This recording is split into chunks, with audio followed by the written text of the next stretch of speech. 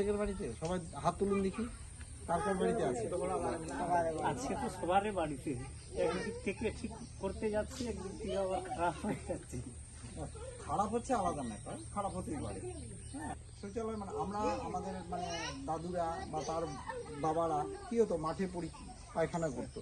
তো মাঠে পায়খানা করা খুব ভালো, নো ডাউট, ফ্রি অক্সিজেন পাচ্ছেন, সব কিছু ঠিক আছে। কিন্তু বর্তমান যুগে এত পলিউশন হচ্ছে, পায়খানা, আপনি, আমার রোগ হয়েছে, আমার একটা হয়তো যক্ষা রোগ হয়েছে, আমি মাঠে পায়খানা করে এলাম, আপনি জানেন না আমার যক্ষা রোগ হয়েছে, ওই পায়খানাটা কেউ খুঁজে নিত, তাহলে কি হচ্ছে, জীবাণু যেগুলো আছে সেই জীবাণুগুলো ওই লোকটার মধ্যে ঢুকে গেল।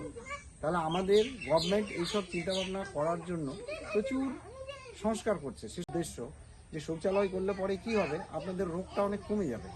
এবার নির্দিষ্ট একটা জায়গায় পায়খানা করছেন, সেখানে জল দিচ্ছেন, সব কিছু করছেন, এতে কি হবে যে বায়ু দূষিত যে রোগগুলো, আপনি একটা বাইরে পায়খানা করলেন, ওটা বায়ুর মাধ্যমে জীবাণুগুলো ছড়িয়ে যাবে, সেই রোগগুলো থেকে আপনারা অনেকটাই নিবৃত্তি পাবেন, মানে আসবে না। যেমন এখন ওই আপনাদের গ্রামে জলের ট্যাপ দিয়েছে, যে সরকারি যে ট্যাপগুলো জলের মানে কাজ শুরু হয়েছে, আচ্ছা কাজ শুরু হয়েছে, মানে পাইপ লেভেলগুলো সব মেনটেন করে দিয়েছে, এখন মানে ওটাকে ছাড়বে।